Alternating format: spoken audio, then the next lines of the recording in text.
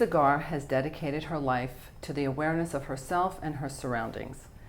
Based on the desire to live in a more conscious world, Lisa created The Aware Show, a radio program that focuses on self-development for healing and achievement. She has interviewed over 1,500 best-selling authors and experts in health, healing, spirituality, and personal growth. Lisa truly is an expert in the field of lifestyle and transformational programming. Okay, we're here today with Lisa Garr and her new book, Becoming Aware. And Lisa's going to tell us a little bit about her story, and I have some wonderful questions to find out about what happened after her amazing journey to self-awareness that has been transpiring for how long now? 15 years. 15 years. Going on 16, yeah. Wow. What was life like before the accident? Very going in the wrong direction, for the most part. I started a production company when I was in my 20s in Los Angeles, so I was very young and doing so much work to get my life going, career going, and in that environment you work all day, all night. There's a game of who can work the longest, who can work the hardest. There's massive competition. For me, I knew that there was something else, something more conscious, but I wasn't going in that direction. It was like my soul knew it, but I was on the treadmill, going faster and faster.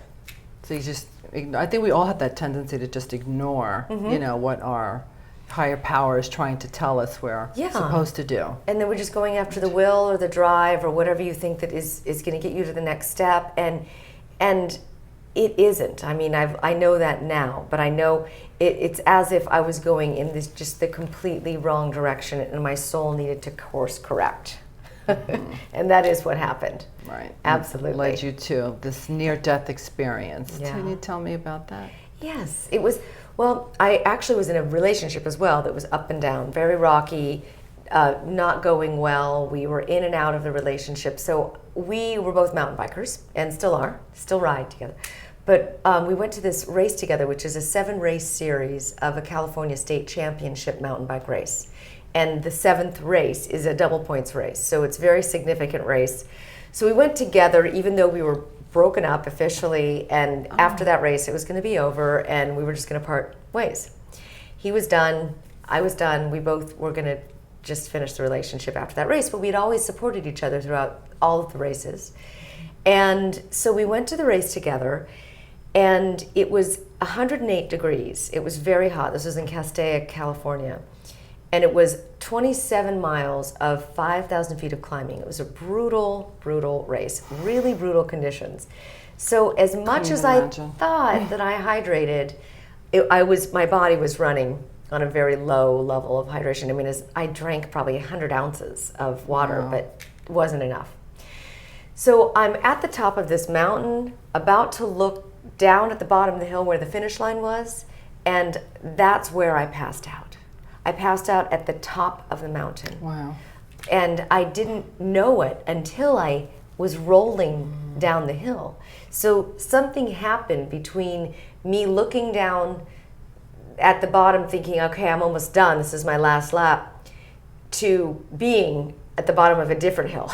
It was the wrong one. Wow. And I had to crawl my way up, and as I was starting to crawl up, I realized there's no way I was going to get back up to my bike. I was falling and unable to keep my balance, and then I just finally passed out. I just stopped fighting, and that was where I started to drift.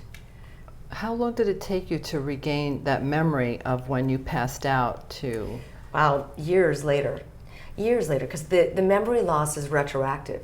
So I don't know at what point I passed out. I just know I hit my head because my helmet was in pieces and off of my head, and my jersey was ripped, and I just had the evidence to show me what had happened. I'm not quite sure how I did it, but if I was riding and I just tilted, the first thing I would have hit if I didn't break my shoulder would have been my head. And it was obvious from the evidence of the helmet. So you had a broken shoulder. I didn't actually break my shoulder. I must have just been a rag doll. Oh, if you didn't. Yeah. I understand. Okay, so which was weird.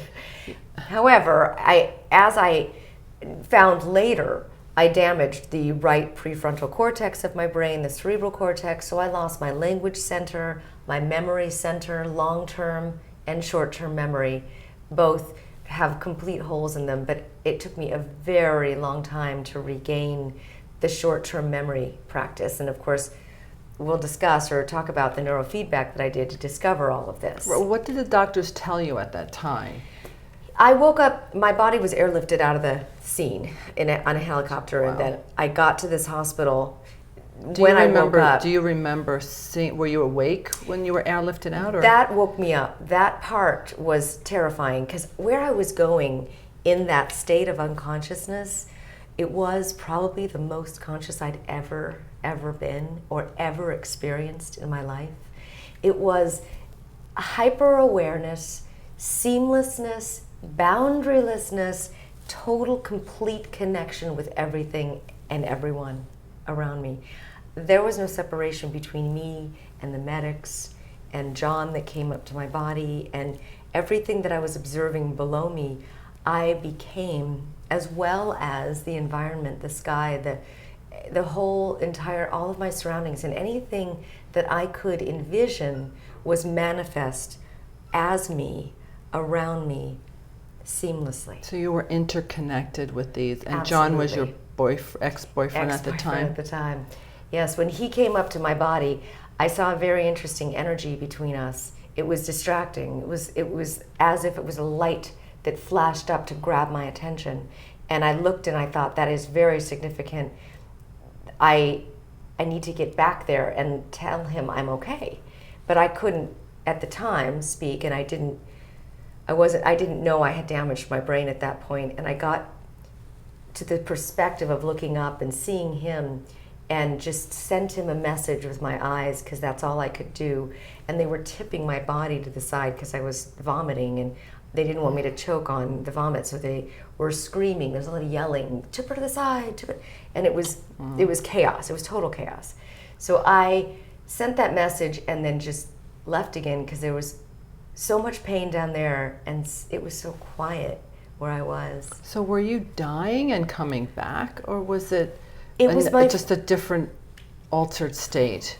That's a good question. As they were saying something about dehydrating, and it was good that I was throwing up, but my systems were failing, and I was I was drifting because I was unconscious, but I was in a different state. It wasn't a different place necessarily, it was a different state of being, which is how I know it's accessible now.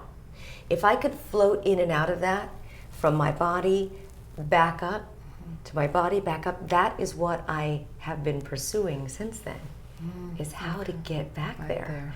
But not in a way that I need to crash and bump my head and everything like that. I mean, through different... Please. Yeah, nobody needs to do that. Yeah. It's through the idea of total interconnected consciousness, and then being in a conscious space in your body, and then being in that interconnected space, and then being in a conscious space. The idea is not to drop low into the lower frequencies and the survival vibrations, because it's so much harder to increase your level of consciousness from there. Wow. Do you understand? Yeah, I completely. And maybe I did visit another dimension, maybe. I don't know. I have no way of qualifying. I just sometimes think, really, would the universe stop at just these 3 or 4 dimensions? I mean, really. Wow. I think the universe is far more intelligent than that. Well, it's also, when we get a taste of that, we want to go back to it. I mean, understandably. Yes. That's exactly what I experienced, is I really wanted to bring that into my everyday waking consciousness. Not 100%, because then I would be on a mountaintop in the Himalayas. I mean, I need to do it here, practically, as a working mother and as a wife and as a friend. And, that's how I want to bring it down.